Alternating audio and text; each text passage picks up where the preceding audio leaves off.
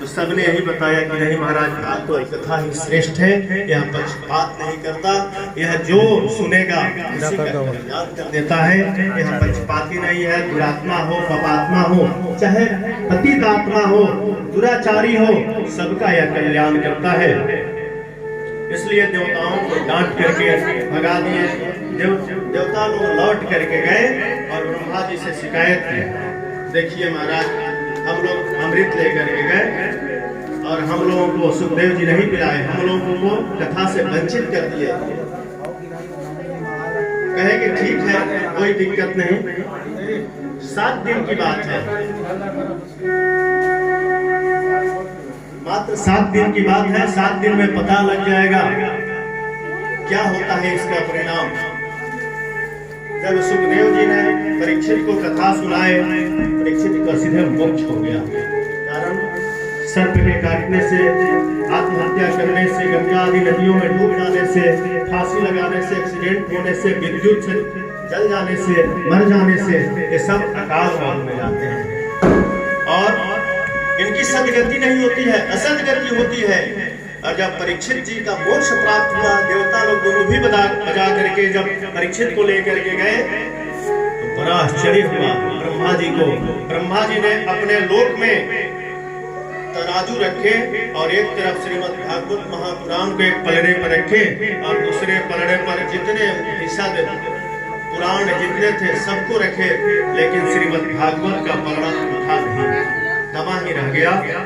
लघुन्यान्यानि जातानि गौरवेण इदं महत् तदा ऋषिगणाः सर्वे विस्मयं परमं ययुः। यह देख करके सभी देवता विस्मय हो गए कि महाराज, ब्रह्मा जी तब बोले कि इसमें श्रीमद् भागवत में साक्षात भगवान श्री कृष्ण का ही प्रादुर्भूत है, अर्थात भगवान इसमें ही वास करते हैं। प्रेम से बोलिए भागवत भगवान की जय। ऋषियों ने सूत जी से पूछा कि महाराज, अच्छा अब ये बताइए कि यह 7 दिन में सुनने की परंपरा कब से बनी, कब से परंपरा बनी? तब सूत जी सौनक आदि से कहते हैं कि यह परंपरा नारद जी के द्वारा बनी। सौनक आदि, सनत कुमार, सनक, सनंदन, सनातन, सनत कुमार चारों भाइयों ने कथा पहली बार सुना करके 7 दिन में नारद जी को 7 दिन की परंपरा बनाई। आश्चर्य कि महाराज नारद जी तो घड़ी से कहीं अधिक रुकते नहीं है, तो फिर वो 7 दिन कहाँ कथा सुना? तो कहते हैं कि देखिए, यह पूरा भूमंडल में अर्थात पूरा विश्व में एक भारत में भी ऐसा जगह है जहाँ भगवान का अवतार होता है और भगवान की चर्चा होती है। और यहाँ प्रतिदिन कोई न कोई उत्सव बनता है।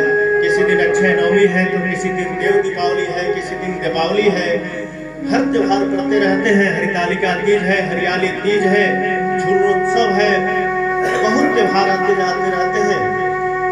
तो नारद जी एक बार विचार करके जगत की कल्याण के लिए और अपने मन में शांति पाने के लिए, कभी कभी होता है हर व्यक्ति का मन अशांत हो जाता है, तो चाहता है कि मैं कोई ऐसे जगह घूमूं जहां मेरा मन को शांति मिले। तो नारद जी भ्रमण करने के लिए विविध लोकों में घूमते हुए मृत्युलोक में आए और पूरे भारतवर्ष को घूमे, लेकिन उनको कहीं शांति नहीं मिली। तब वह विचार किए कि चलो बद्रिका आश्रम चलते हैं। नारद जी घूम रहे थे, बीड़ा बजा रहे थे, क्या गा रहे थे? श्रीमन नारायण नारायण नारायण श्रीमन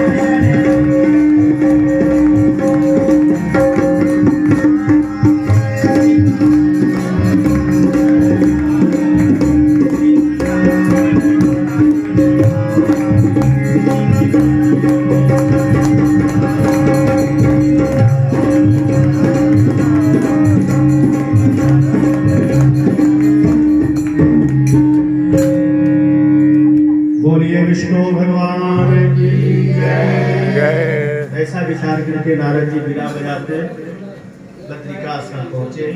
बड़ा उदास था, कारण कि उनको चित्त में कहीं शांति नहीं मिली थी, हर जगह अशांति मिली थी। उनका मन और क्रांति हो गया था। तो बद्रिकाश्रम पहुंचे। वहां सोचे कि यहाँ नित्य निवास भगवान श्री हरि का रहता है, मैं वहीं चलूंगा, उनका दर्शन करूंगा और मेरे चित्त को शांति मिलेगी। तब तक उनके बड़े 4 अंग्रेजों से मुलाकात हो गई, सनक, सनंदन, सनातन, सनत कुमार से। नारद जी को देखे तो वो लोग विचार किए कि चलो नारद भैया मिल गए तो कुछ सत्संग हो जाएगा। लेकिन नारद जी को देखे तो सकल पे 12 बज रहा था। नारद जी बहुत चिंतित थे। कहे कि महाराज, नारद भैया आप कहाँ से आ रहे हो और कहाँ जा रहे हो? इतना चिंतित क्यों हो? आप तो ऐसे चिंतित हो जैसे कोई धनवान का धन लुट गया हो, चाहे कोई कृपण का पैसा खर्च हो गया हो, जो अपनी दवा भी न करा पावे, उससे कोई 500 रुपया ले ले, वो तो पैसा रहते इलाज के बिना चल बसेगा। ऐसे आपका मन उदास हो गया है। पूछे कि आप इतना दुखी क्यों हो? क्यों? यह बड़ा आश्चर्य की बात है। कथम ब्रह्मादिनामूढ कुतश्चिन्तातुरो भवान् त्वरितं गम्यते कुत्र कुतश्चागमनं तव इदानीं शून्यचित्तोऽसि गतभीतो यथा जना। महाराज, गतभीतो यथा जना, जिसका वित्त धन चला गया हो वैसे आप उदास हैं। तदेव मुक्त संगस्य नोचितं बद्ध कारणम्। नोचितं या उचित नहीं है आप जैसे संत महात्मा ऐसे उदास होकर के घूमे। अरे महाराज, आपको तो रहने का कहीं मरे भी नहीं है, आप तो भटकर हो, आपका एक ही जीवन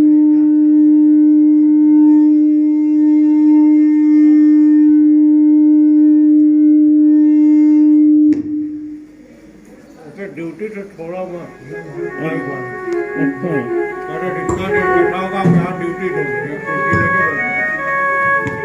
आपका तो एक ही जीवन है, एक ही लक्ष्य है। क्या? भगवान का स्मरण। और यह ऐसा धन है कि दिन दिन बढ़त सवायो मैंने राम रतन धन। यह धन इतना मूल्यवान है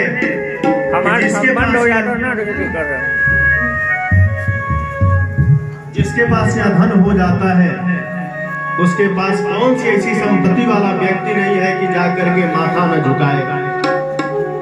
जिसके पास राम नाम की धन हो जाती है, करोड़पति भी जाकर के उन्हीं के पास माथा झुकाते हैं। यह धन बहुत मूल्यवान है। और इस धन की विशेषता क्या है कि यह चौरे में भी पड़ा रहे, कोई पूछने वाला नहीं है, कभी चोर चुरा नहीं सकता। संत श्री देवराहुआ बाबा फटे पुराने वस्त्र में रहते थे। बाबा के रहने के लिए कोई जगह नहीं, मलिन वस्त्र पहनते थे। लेकिन दुनिया का कोई ऐसा शक्ति नहीं जो जाकर के सर न झुकाया हो। हर मंत्री जाकर के पैर झुकाया करते थे। क्यों? कि उनके पास राम नाम का धन है। तो कहे कि भैया आपके पास तो कोई धन ही नहीं, जो आपका चोरी हो गया, आपका तो एक ही धन है। क्या? हमारो धन राधा श्री राधा, श्री राधा।